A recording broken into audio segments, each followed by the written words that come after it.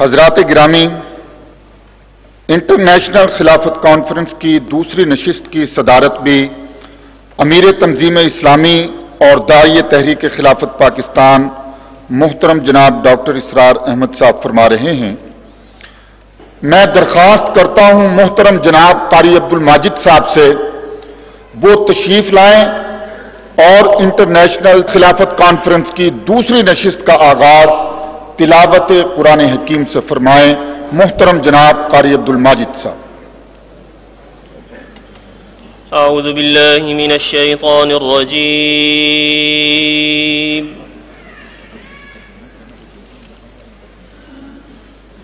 बिस्मिल्लाहिर रहमानिर रहीम।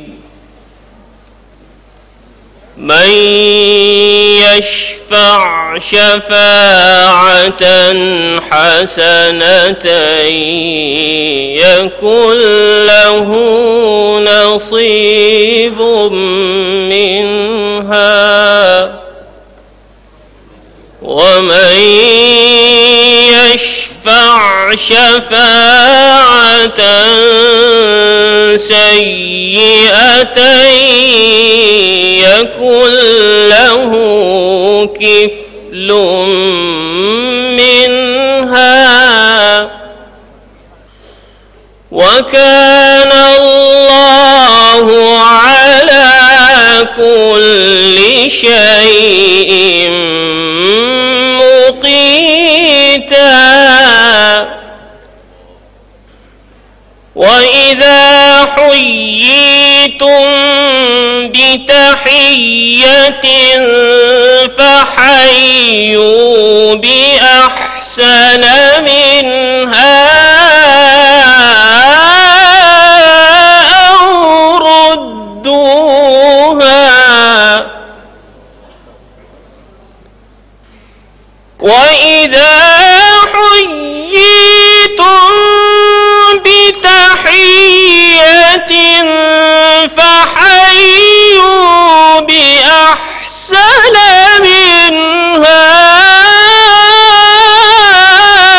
औ रुद्दूहा।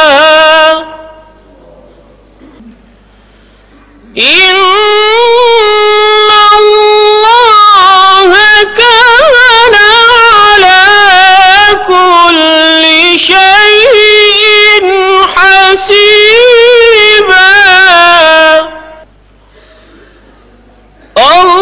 अल्लाहु ला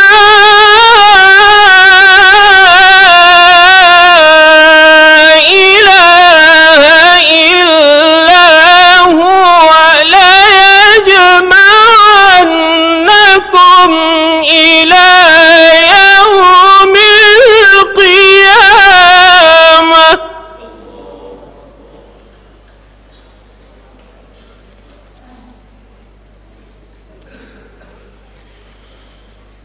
لا يجمعنكم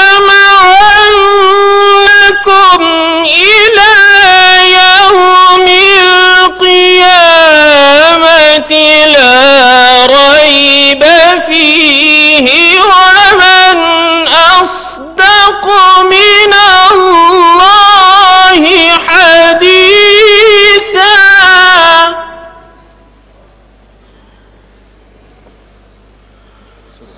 الله لا إله إلا هو ليجمعنكم إلى يوم القيامة ليجمعنكم إلى يوم القيامة لا ريب فيه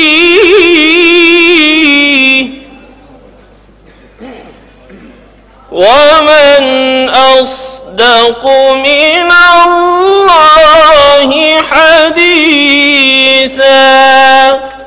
صدق الله العظيم।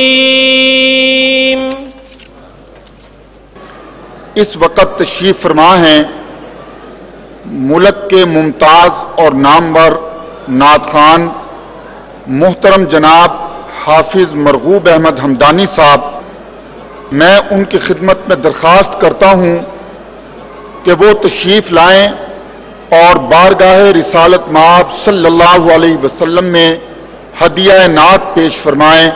محترم جناب حافظ مرغوب احمد حمدانی صاحب۔ کوئی ان کے بعد نبی ہوا نہیں، ان کے بعد کوئی نہیں،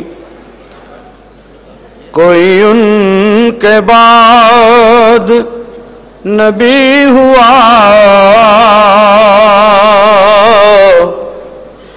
نہیں، ان کے بعد کوئی نہیں،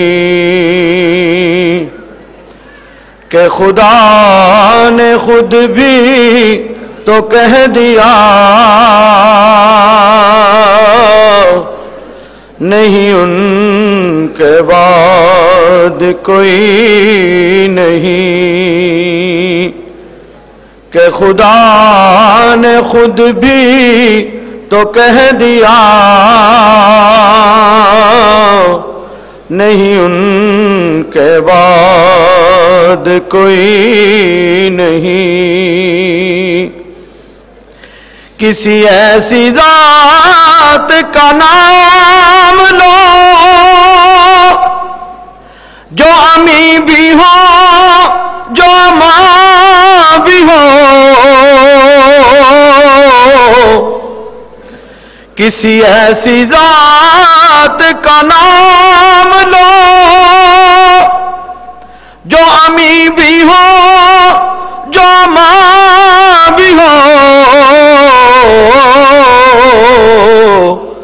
ہے میرے یقین کا فیصلہ نہیں، ان کے بعد کوئی نہیں،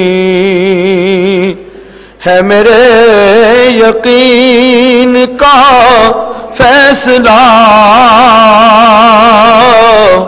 نہیں، ان کے بعد کوئی نہیں، کہ خدا نے خود بھی تو کہہ دیا نہیں، ان کے بعد کوئی نہیں، کوئی ایسی ذات ہما صفت، کوئی ایسا نور ہما جہت،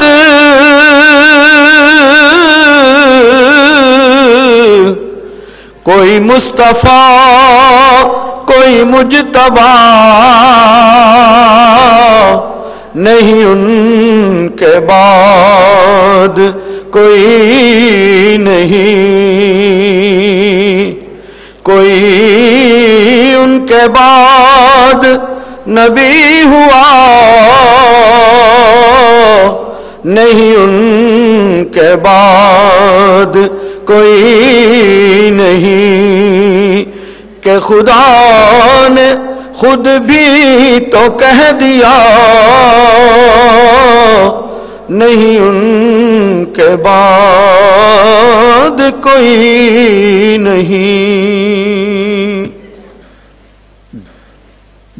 میں اب دعوت دے رہا ہوں ایک ایسی شخصیت کو کہ جن کی پیدائش لبنان میں ہے، نسلاً وہ ترک ہیں، امریکہ میں گزشتہ 25 برس سے وہ مقیم ہیں، اپنے پیشے کے اعتبار سے الیکٹرانک انجینئر ہیں، دینی اور اسلامی علوم پر گہری نظر رکھتے ہیں، نارتھ امریکہ میں تنظیم-e-اسلامی کے شعبہ تربیت کے ڈائریکٹر ہیں، اپنے خیالات کا اظہار فرمانے کے لیے تشریف لاتے ہیں مصطفیٰ ترک صاحب۔ الحمد لله الواحد الأحد الفرد الصمد الذي لم يلد ولم يولد ولم يكن له كفوا أحد. والحمد لله الذي هدانا لهذا وما كنا لنهتدي لولا أن هدانا الله. والحمد لله وكفى، والصلاة والسلام على عباده الذين اصطفى، خصوصا على أفضلهم وخاتم النبيين محمد الأمين وعلى آله وصحبه أجمعين. أما بعد، فقد قال الله تعالى كما ورد في سورة الصف بعد أعوذ بالله من الشيطان الرجيم: بسم الله الرحمن الرحيم: يريدون ليطفئوا نور الله بأفواههم والله متم نوره ولو كره الكافرون. هو الذي أرسل رسوله بالهدى ودين الحق ليظهره على الدين كله ولو كره المشركون. وقال عز وجل كما ورد في سورة النور: وعد الله الذين آمنوا منكم وعملوا الصالحات ليستخلفنهم في الأرض كما استخلف الذين من قبلهم وليمكنن لهم دينهم الذي ارتضى لهم وليبدلنهم من بعد خوفهم أمنا يعبدونني لا يشركون بي شيئا ومن كفر بعد ذلك فأولئك هم الفاسقون. صدق الله العظيم. رب اشرح لي صدري ويسر لي أمري واحلل عقدة من لساني يفقه قولي. اللهم أرنا الحق حقا وارزقنا اتباعه وأرنا الباطل باطلا وارزقنا اجتنابه. اللهم أعنا على إقامة نظام الخلافة على منهاج النبوة. اللهم وفقنا لما تحب وترضى. آمين يا رب العالمين. Respected Amir of Tanzeem-e-Islami, Fadilat al-Shaykh Dr. Israr Ahmad, respected Shuyukh and Ulama, distinguished guests, and my dear brothers and sisters and children in Islam, Assalamu alaikum wa rahmatullahi wa barakatuh. It gives me a great pleasure and a great honor to be here with you, and it gives me a greater pleasure to be part of this conference. I pray that Allah subhanahu wa ta'ala accepts all of our deeds and all of our actions. My topic today is establishing the Khilafah in the last days. I have come here from America and hopefully not only to deliver a speech, but to deliver a message as well. So I pray to Allah subhanahu wa ta'ala that I can deliver this message in a way that is clear and simple so we all understand it. As I mentioned, the topic is establishing the Khilafah in the last days. Indeed, humanity has reached a time that points towards the end of history. A direct confrontation between good and evil is imminent. For decades, humanity in general, particularly in the West, have begun to adopt a new way of life, a new religion. What is that new way of life or religion those people are promoting? It is called the New World Order. النظام ul-Alam الجديد. Most people have heard or read something about the world order. If asked to explain what it is, they tend to either stutter or mumble. They have an idea that they want to control the world. Looking back at the beginning of the last century, Hitler had his own idea about a new world order. The German people in the beginning received it very well, but it ended badly, both for the German people and for millions of others around the world. The Bolsheviks also tried to build their own version of a new world order, marked globally as Communist International and using slogans such as "Workers of the world unite." The New World Order of the 90s, therefore, is nothing more than the latest marketing mask which uses positive words to cover up evil designs of the Western New World Order architects. The words New World Order were first uttered by the American President George Bush in 1990 when he exulted over the West's supposed victory in the Cold War with the Soviet Union. His words offered hope for a better life ahead, one which would be based on law and order. So what is the New World Order? The New World Order involves the elimination of the sovereignty and independence of nation states and some form of world government. Most of the New World Order proposals involve the conversion of the United Nations and its agencies to a world government, complete with a world army, a world parliament, a world court, global taxation, and numerous other agencies to control every aspect of human life: education, nutrition, healthcare, population, immigration, communications, transportation, commerce, agriculture, finance, the environment, and so on and so forth. When the war ended with Iran and the West Side gang claimed victory in the Cold War against the Soviet Union, suddenly Iraq became a potential threat. Mind you, not to the whole, not to the West, whose ally Hussein's regime had been all along, but to Israel, a sworn enemy of the Arab world, which included the increasingly more powerful Iraq. So through the plots of the New World Order, they dragged Iraq into the Gulf War. 10 years later, Iraqi people are still dying due to the genocidal United Nations sanctions. The tragedy of Iraq is how the latest New World Order started. The Gulf War was indeed, as Saddam called it, the mother of all the battles. And that indeed marks the beginning of the last days. Soon after the Gulf War, Bosnia, Kosovo, and Chechnya fell victims to the same plots and conspiracy of the New World Order.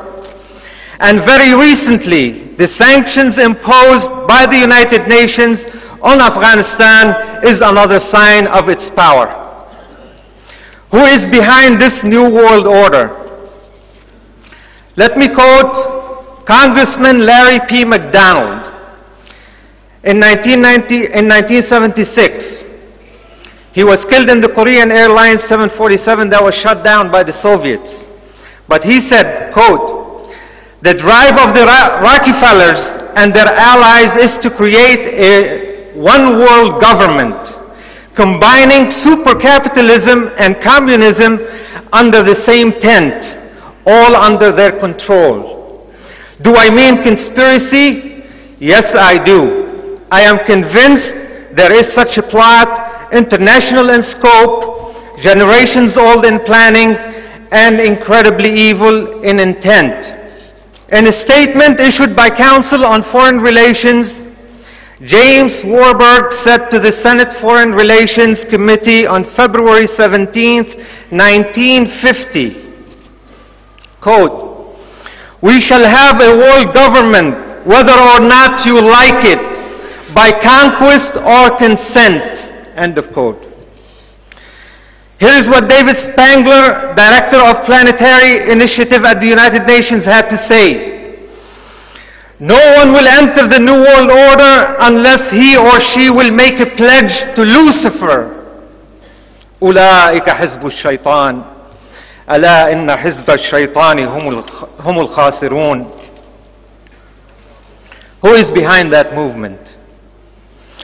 Generally speaking, they are liberals, They are socialists, communists, union leaders, atheists, humanists, feminists, homosexuals, hedonists, bureaucrats, and environmental extremists who worship the creation rather than the Creator. However, the people at the very top, the absolute leaders, the most influential people that exercise real power as agents of the New World Order in the innermost circles of international policies are bankers, specifically Jewish international bankers, thus the Jewish World Order. Remember, Jews have always dominated the banking industry for more than 1,000 years. When did that vision of a one-world government began to materialize and produce results? In 1913, international bankers created the United States National Banking System, better known as the Federal Reserve System. That institution was nothing but a vehicle to steal America's entire supply of gold and left the people with paper money that will ultimately become worthless. They have used the Internal Revenue Service to intimidate the American people with financial ruin if they dare to resist their tyrannical system of taxation. Who are those international bankers? Today, Jewish bankers control the United States Federal Reserve and hence the economy of the nation. According to the economist and author P.E. McMaster, he said, "Our Federal Reserve System is owned and run by 8 Jewish families. Only 3 of the 8 families in the following list are American. Number 1, Rothschilds of London. Number 2, Lazard brothers of Paris. Number 3, Israel Moses Safe Bank of Italy. Number 3, Kronleib of Germany. Number 4, Warburg of Hamburg. Number 6, Lehman Brothers of New York. Number 7, Goldman Sachs of New York. And finally, the Rockefellers of New York." What do they really want? These Jewish masterminds who systematically are destroying humanity want to accomplish one thing: to make non-Jew a slave to them. Here's a quotation from the Talmud. Yahweh, who is in Hebrew means God, created the non-Jew in a human form so that the Jew would not have to be served by beasts.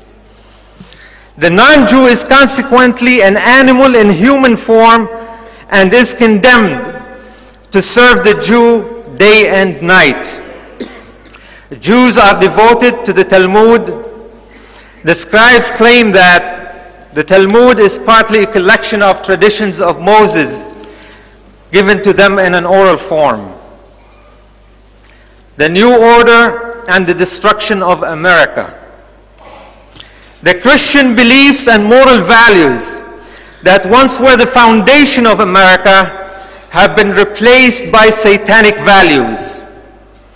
Plain evidence from the society and the government shows that those values are being practiced on a daily basis. What are the predominant satanic values?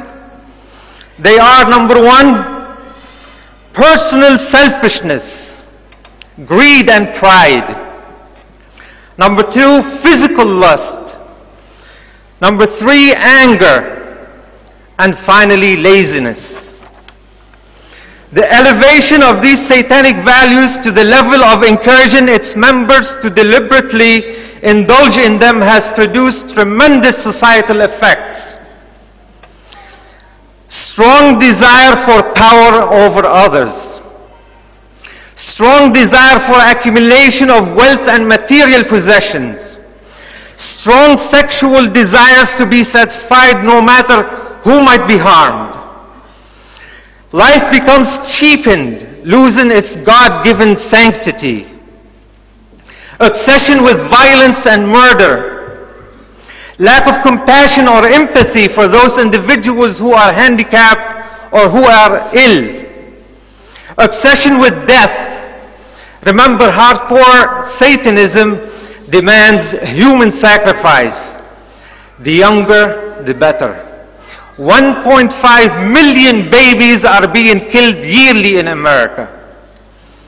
Very soon, the Constitution of the United States of America will be replaced by the United Nations Sharia of Kufr. The Bill of Rights will be abrogated and America is doomed. The apparent goal of those supposedly behind the New World Order could be summed up in one word: power. Power over world commerce. Power over international banking practices. Power over the people themselves. Complete control of the land and resources. Total planetary domination. The question is, will they succeed? It is always inspiring to quote the Quran. Allah subhanahu wa ta'ala said, جاء الحق وزهق الباطل إن الباطل كان زهوقا. Indeed, truth has arrived and falsehood perished. For falsehood is bound to perish. The truth that was prevalent in the form of an Islamic order at the time of Muhammad sallallahu alaihi wasallam has completely vanished. And the only trace left of that truth is in the divine scripture and in the pages of history. Sadly enough, I hate to admit this, but the truth of the matter is falsehood has arrived and truth has perished. At the present time, it appears that there is no real threat to that mighty and powerful organization. Islam, however, is a potential threat to them. Mind you, Islam and not Muslims. That is why they are working very hard to oppress the Muslims politically, socially, and economically, so that they cannot rise above the surface of the water and breathe Islam. They have corrupted our leaders.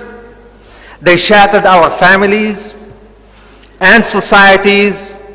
Of course, they have corrupted our whole economy. So what do we do? What should our position be, we as Muslims? Clearly, we have two options. Number one, we either reconcile with the system, accept the system, or reject it. Allah subhanahu wa ta'ala does not impose anything on us.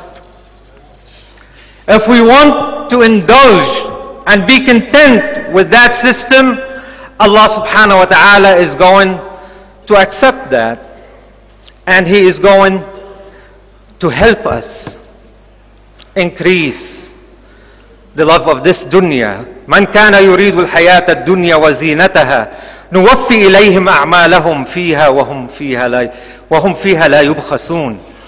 Whosoever desire the life of the present and its glitter to them, we shall pay the price of their deeds therein, without reduction of any sort. But please remember, those who will reconcile with the system, they will have no portion for them in the real life, eternal life of the hereafter. فَمِنَ النَّاسِ مَنْ يَقُولُ رَبَّنَا آتِنَا فِي الدُّنْيَا وَمَا لَهُ فِي الْآخِرَةِ مِنْ خَلَاقٍ. Those who want a portion of this dunya, they will have it, but they will have no portion of the hereafter, of the paradise. I think we as Muslims, whom the Prophet ﷺ described as intelligent, would want to take the second option, and that is not to reconcile with it, but to reject it. Why we need to reject it? Because we weren't created for the dunya. We were created for the akhirah. So al-Muslimu kayyisun fatin. He is smart and he is intelligent and he is very quick. He knows he wants the akhirah. He knows he wants the paradise. So he has to work for it. That paradise, Al-Jannah, in which the Prophet ﷺ has for 13 years in Mecca was propagating to the people, believe in Allah and do good deeds, and you will have the Jannah, the paradise. Or if you don't, you will have the hellfire. Wal-iyadu billah. So what happened to the Sahaba? They paid attention. And as we shall see later, how they changed themselves and how they are going to win the akhirah and win the paradise. May Allah make us follow their footsteps. So Allah subhanahu wa ta'ala asks a question. And He says, Am hasibtum an tadkhulul jannah? Do you think you are going to enter paradise? Just like this? No. The answer came in the very same ayah. وَلَمَّا يَعْلَمِ اللَّهُ الَّذِينَ جَاهَدُوا مِنْكُمْ وَيَعْلَمُ الصَّابِرِينَ. Not unless Allah knows those who do jihad and struggle in the way of Allah and persevere. Then Jannah is for them. So please don't think that our salah, saum, zakah, hajj, charities, the good work, that alone is not going to take us to the Jannah. They are the vehicles to the Jannah, but they themselves will not take us to the Jannah. There's another side to this, and that is jihad fi sabilillah. I would like, inshallah, very briefly give you 5 reasons why we have to struggle in the way of Allah subhanahu wa ta'ala, reject that taghuti system, so we can be successful in the hereafter. So we can win the paradise. Jannatul Firdaus al-A'la. The first reason is, Inna ad-deena 'inda Allah al-Islam. Surely, the deen before Allah subhanahu wa ta'ala is Islam. It is not that of the United Nations. It is not that of any other system. The deen before Allah, the way of life, the code of life before Allah subhanahu wa ta'ala is Islam. Ala lillahi ad-deen al-khalis. Is not the pure deen to Allah? Indeed. So we have, if this is our answer that the pure deen is for Allah subhanahu wa ta'ala, then we have to prove it. Whose system is better? The Jew world order or the Islamic just order? If we really believe that Islam is the deen and the pure deen, then we have to struggle our utmost to bring it about. Unfortunately, the majority of the Muslims are content and happy with that taghuti system. They have reconciled with it, and sometimes they defend it. Woe to those who sell their religion for a petty price. A severe warning came from Allah subhanahu wa ta'ala regarding this matter. وَمَنْ يَبْتَغِي غَيْرَ الْإِسْلَامِ دِينًا فَلَنْ يُقْبَلَ مِنْهُ وَهُوَ فِي الْآخِرَةِ مِنَ الْخَاسِرِينَ. We Muslims, when we read this, I don't know the translation in the Urdu, but in the English language when we read it, and whosoever seeks a religion other than Islam, it will not be accepted of him, and all the Muslims become very happy. Oh, I am a Muslim, my religion is Islam. This is not what is meant in here. وَمَنْ يَبْتَغِي غَيْرَ الْإِسْلَامِ دِينًا. Whosoever seeks another way of life than Islam, another code of life other than Islam. You might be a Muslim, you might be praying, you might be doing all these rituals, but if you choose willfully the taghuti system, then Allah subhanahu wa ta'ala is not going to accept it from you.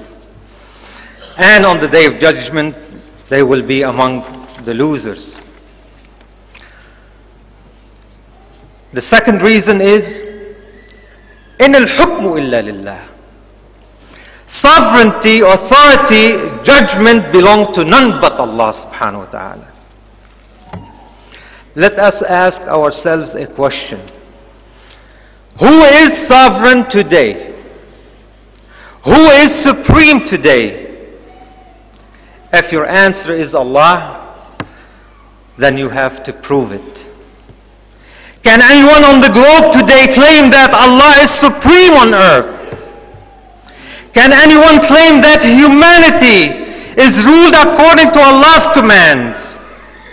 The fact of the matter is, everyone but Allah is ruling us according to His own desires. Allah subhanahu wa ta'ala sent severe warnings to the people of the book. And not only once, not twice, but 3 times. He said, وَمَنْ لَمْ يَحْكُمْ بِمَا أَنزَلَ اللَّهُ فَأُولَٰئِكَ هُمُ الْكَافِرُونَ وَمَنْ لَمْ يَحْكُمْ بِمَا أَنزَلَ اللَّهُ فَأُولَٰئِكَ هُمُ الظَّالِمُونَ وَمَنْ لَمْ يَحْكُمْ بِمَا أَنزَلَ اللَّهُ فَأُولَٰئِكَ هُمُ الْفَاسِقُونَ. 3 times. Whosoever acts and judges or rules in other than what Allah subhanahu wa ta'ala had sent down, then they are kafirun, zalimun, and fasiqun. We are the custodians of His last and final book. Why should we be any different? If we don't establish Allah's deen and judge according to Allah, what Allah has revealed, then we might as well be in the ranks of kafirun, zalimun, and fasiqun, wal-iyadu billah. That's why we have to do our best to struggle so that we don't belong to that category of kufr, zalimun, and fasiqun. إِنَ الْحُكْمُ إِلَّا لِلَّهِ أَمَرَ أَلَّا تَعْبُدُوا إِلَّا إِيَّاهُ ذَلِكَ الدِّينُ الْقَيِّمُ وَلَكِنَّ أَكْثَرَ النَّاسِ لَا يَعْلَمُونَ. This is indeed the sovereignty, and the hukum is for Allah subhanahu wa ta'ala. He commands that we worship none except Allah subhanahu wa ta'ala. And this is the true eternal deen. My time is up. Unfortunately, I could not go through the 5 reasons. But the ayat I recited in the beginning, يُرِيدُونَ لِيُطْفِئُوا نُورَ اللَّهِ بِأَفْوَاهِهِمْ وَاللَّهُ مُتِمُّ نُورِهِ وَلَوْ كَرِهَ الْكَافِرُونَ, is the 3rd reason. They want to extinguish the light of Allah. Who are they? They, the United Nations. They, the people who are in charge of destroying humanity. They are the ones who want to put out the light of Allah subhanahu wa ta'ala. And what is Nurullah? Kitabullah. The book of Allah, the Sharia of Allah subhanahu wa ta'ala. They want to put an end to it. And then the 4th reason, very briefly, هو الذي أرسل رسوله بالهدى ودين الحق ليظهره على الدين كله. It is Allah subhanahu wa ta'ala that sent Muhammad sallallahu alaihi wasallam with the guidance and deen al-haq, the true deen, the true way to live, to make it prevalent over all these codes of life and over all these systems of life that are being introduced to us, generations over generations and centuries over centuries. So we have to struggle to make sure that deen al-haq is prevalent over all the adyan. And the only way to do it is that we establish the Khilafah of Allah subhanahu wa ta'ala on earth. أقول قولي هذا وأستغفر الله لي ولكم ولسائر المسلمين والمسلمات. جزاكم الله.